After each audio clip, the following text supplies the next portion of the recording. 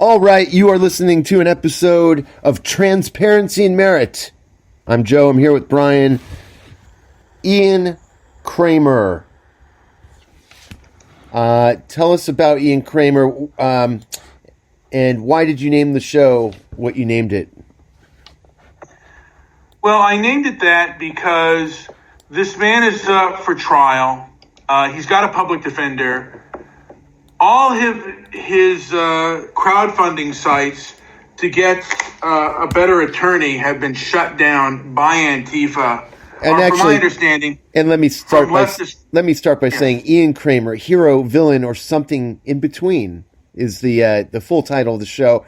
And so he's on. He got into a dispute with Antifa, and he got arrested, and he's about to. I guess he's going to fight the case. So why don't we start from there? What do you know about this, and where are we going to go from there? Well, I know that he's been denied bail, and that he's a working class person, so he has a public defender, and the public defender is encouraging him to plead guilty. And all crowdfunding sites to try to defend him have been shut down. So this seems to be an infringement on First Amendment rights here because, I don't know. I mean, to me, it's like, why have all the crowdfunding sites been shut down? They have chosen his case of all cases to... Or is this some kind of policy they have? Like, why are they not allowing him to be funded? Why are they not allowing him to be funded? You know what? I think, well, that's one of the things that these leftist groups, including Antifa, do. Besides being violent, political violence, they also stop any form of conservative sites from, certain forms of conservative sites from getting any form of crowdfunding. So the article, now I put the article, by the way, in your Skype chat. Do you want to take a look at that and gander at that, Joe? Yeah, sure. Are we going to play the video? Why don't you? You know what? Do you want to play the video first, or do you want to read? Do you want to play the video first, or you want to read it? Okay. Yes. Let's play the video, and then we'll fill in the blanks with the article because I have no idea here of what's going on. Let's see here. It's about 3 minutes. A number of other individuals, including multiple co-defendants who have also been charged with riot, which is now joined in this case, literally brought themselves to a location where they knew that individuals were going to be with the intent of provoking a confrontation. The state has videos that have been provided to the defense of the lead up before any confrontation occurred, before there even arrived to decide a riot. And in those videos, you can see that the defendant is making statements about needing to get over there. You can see that he's talking about the weapons he has. You can see that he has some sort of mace, as well as an acetone out prior to even getting to the location. He's wearing protective goggles and some sort of a respirator or mask to protect. He's talking about the cops, not that they're not going to do anything. He's noting, look at what they've done to Proud Boys around the country. And then when other folks ask, when is Joey Gibson going to get here so we have more numbers? The defendant, Ian Kramer, states very clearly in the video that Mr. Gibson's numbers aren't what's important. And then he knows, who's the guy with the weapons here, referring to himself. He went there that day intent to fight. He went there knowing that there would be a confrontation, and he's a risk to the community. I didn't know who Ian Kramer was until someone sent me a video of him hitting me from behind in the back of the neck with a baton. I was unarmed and unmasked. This was the person that delivered the blow that made me think for a moment I was either dying or at the very least paralyzed. He's been known to commit acts of violence against unarmed women. A simple Google search will tell you that. This is just the first time it's come to light in a legal setting. There are clearly no lines to be drawn by this person. By releasing him, it would actively be putting other people in danger. History tells us that angry men being held accountable for their actions equals violence, and this is no exception. He changed his profile pictures on social media to images of texts quoted by the recent mass shooter of the Garlic Festival. His Twitter handle is Lone Wolf Action, which tells me that he's preparing to take drastic and violent measures on his own accord.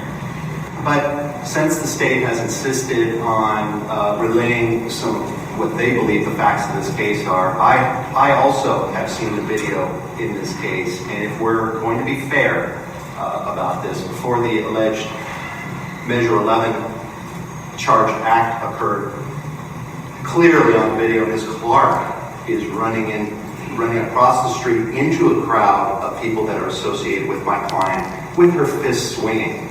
In all fairness, if we want to talk about what the video shows, what the state says it shows, let them deny that the video shows what Ms. Clark was doing. So we disagree that she feels that she is in some kind of danger from my client. My client, if he's released, is going to steer clear of her and anyone else involved in these demonstrations, Your Honor. All right. So there's some court case there going on.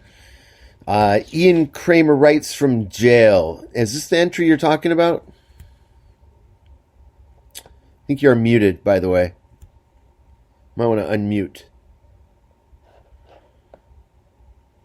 Yes, she is. This is, and he was denied, his bail is very excessive. I did also Skype chat you in your chat the whole cider riot in Portland. Well, should we read some of this article? Yeah, and by the way, you've been to Portland. Have you ever heard of a place called the Cider House? Yeah. Have you been there before? Yeah, I have. So okay, and this is where the incident took place, and I will. It is near the end. It's about a 43-minute video, but it's near the end of the video, and you can see the woman. And I could be wrong on this, but the woman, I believe, that was hit was very aggressive and coming towards the members of the Proud Boys. So she seemed to be the aggressor, and she seemed to be very aggressive. At what point? Do you know a minute mark for that? Otherwise, it's going to be very difficult to find. It is about, I would say, about 35 minutes, 35 minutes into the thing. Let's see here. I got this. But do you want to read the article, or do you want to see the which article? There's a bunch here. Well, it's the one that is Ian Kramer writes from jail, and that is from Ron. Ron, he's running in the 37th district, and I got that article and I started to read from that. It seems like the powers that be are with Antifa to do their sort of violence, and when people they can't defend themselves. Also, they, the police seem to do nothing while they attack innocent civilians. I mean, civilians are the Proud Boys, whom they disagree with. So I guess they feel because they disagree with them, they have the right to be violent and basically go against the non-aggression principle. I mean, if you see anyone going against the non-aggression principle, it's primarily Antifa that is doing it on average. Now, I could be wrong on that. There could be something that I'm missing, but that's the way it looks. And it looks like the powers that be are have shut down any form of crowdfunding sites where this person can get the best and most fair trial that American citizens are entitled to. So his free speech is being violated. His 14th Amendment, because he's not allowed to. He's being shut out of things, and equal protection under the law. His equal protection under the law is being violated. So, do you want to play the clip first of the violent altercation, or do you want to read the article that he's that's been written? Well, let's read a little bit of this. If you're not aware yet, Ian Kramer was arrested in August of 2019 regarding a skirmish with Antifa on May Day. He's still awaiting trial as of this post. His public defender, Jason Steen, is in name only. He never gets to talk to him, and Steen's only suggestion is to plead guilty. Meanwhile, as a working-class defendant, he does not have the means to hire an attorney. Crowdfunding sites will not host a legal defense fund campaign for him either. Antifa militants enforced this embargo, claiming he is a member of a hate group. He is left coordinating with me, a friend of his going back 25 years, to find some semblance of justice in a city that now seems to be ruled by Antifa paramilitary. The following was written by him in January of 2020. All right. So if you go about 34 minutes and 22 seconds, you'll see the beginning of the skirmish, and then you'll see the person who got hit, I believe, with a baton in the shoulder, but she was being very aggressive, and she was running towards. Okay, we got it. So now he wrote an article in January. Should we just leave that then?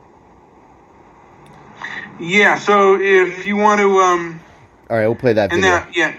Okay. We'll start at 33:36 here. Chaos in the streets. And this is in Portland. If you can start at 30, if you can start at 34. Well, I'm there. I'm at 34. Just okay. We're getting there. All right. We believe in something. You may not believe in it. You may not like it, but we believe in something, and we want to stand for it. There is no need for flame. There is no need for torture. There is no need for violence. And I do not convict that, but we are believing for something. Look at your laws, look at your rights, and choose what side you want to be on. It's not okay. I'm dirty. I'm homeless. I live here. I do rights. I pay taxes. You don't like it? Then there's something wrong with your humanity. Figure the fuck out. If you believe that, then do something about it. There is no need for violence. There is no Hey, we gotta go.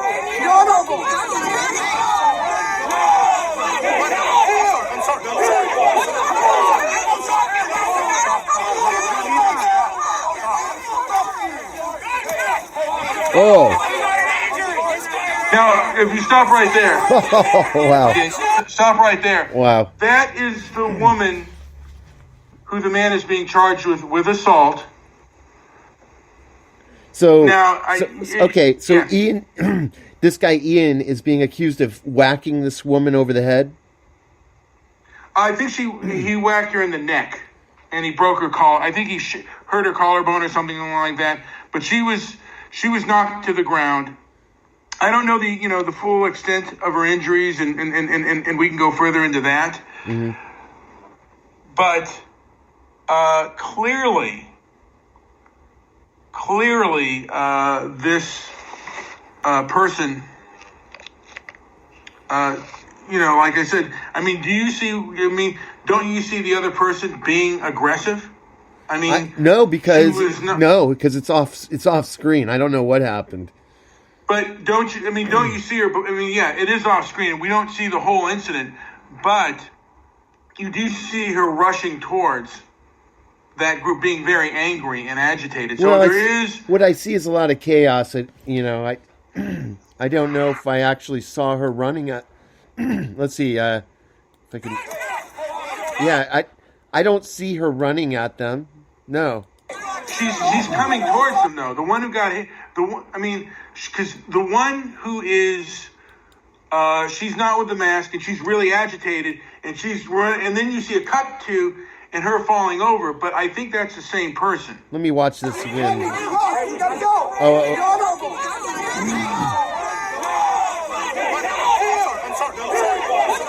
Oh, she's the one that got knocked out. I got you. Yeah, she is.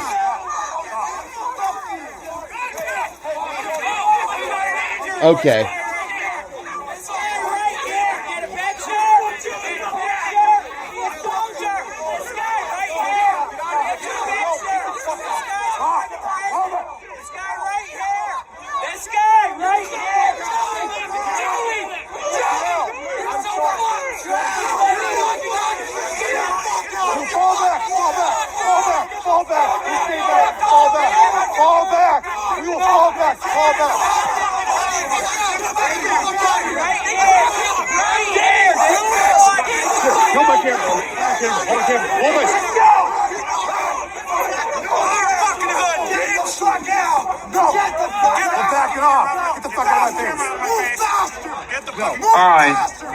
All right, we've heard enough.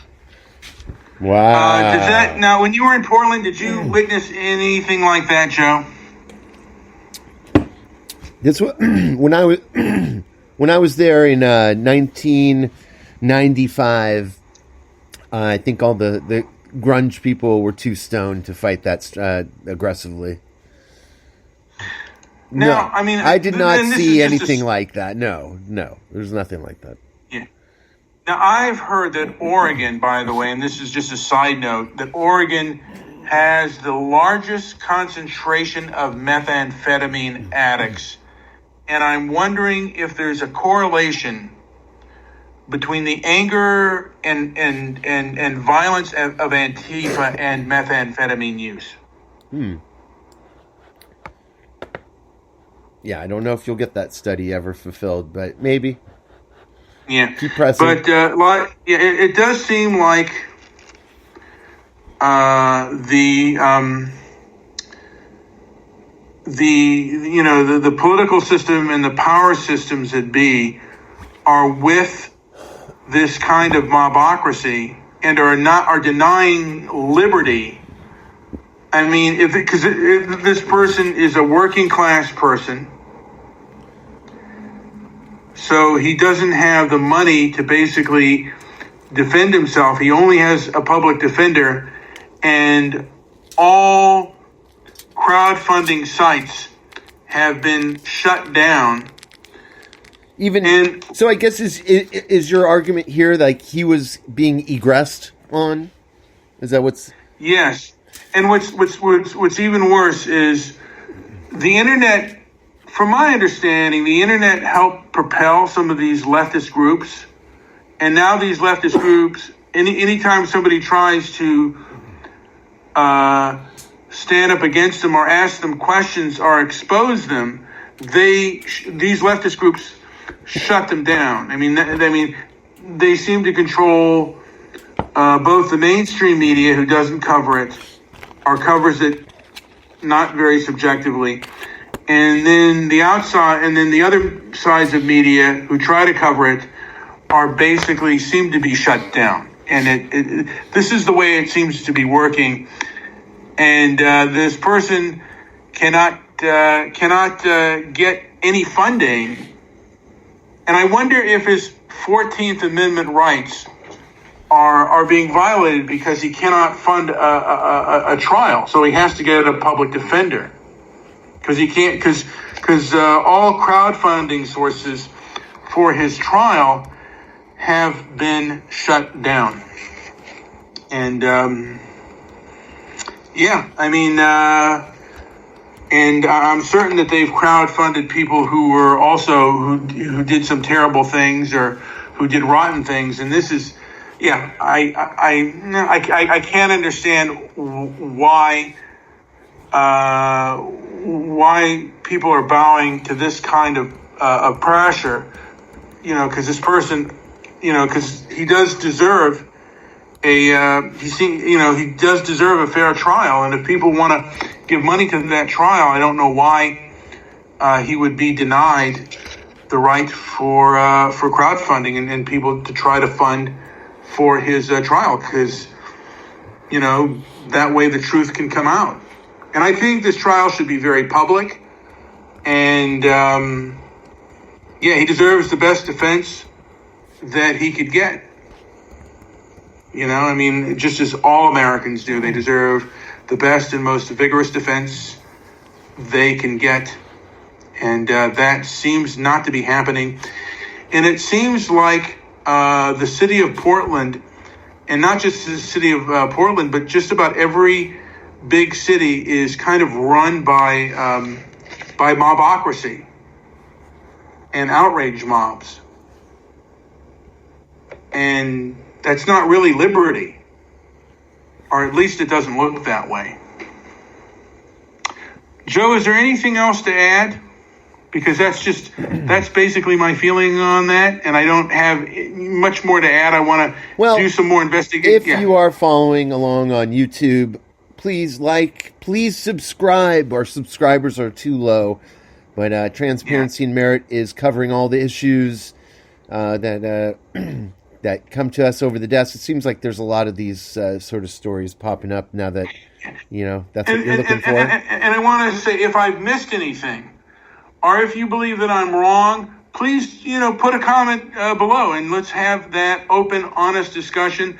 That's what we want here in Transparency and Merit. If I've missed anything, or if I'm wrong about the situation, or if we're wrong about the situation, or if there's anything that we've missed at Transparency and Merit, please cite your sources, put your sources out, because we welcome open, honest debate. And like I said, it looks like these large major cities are just filled with mobocracy, and they're bound big cities, big companies, big corporations seem to be bowing down to these outrage mobs, and it's like a lynch mob out in both the cyber world and the actual world. It's mobocracy, and it doesn't seem like a place of liberty. That's all I had. I know I'm repeating myself, and I don't want to do that. So like and subscribe and leave a comment below. All right. Let me just go to here. And I did want to add that, we are going to be posting some requests from viewers and listeners alike. We'll be more clear on this as over time, but we want to know who you are, not by name or anything like that, but we want to build our own kind of statistical database. So we'll prepare some pointed questions, and and we'll spread them around. And if it's something that you want to help participate in, so we can help find the most useful information for that you'd like to hear about, then please feel free to participate. As we get closer to that point, we'll make the announcement, and we'll go ahead and start collecting the data and see if we can find any kind of parallels between.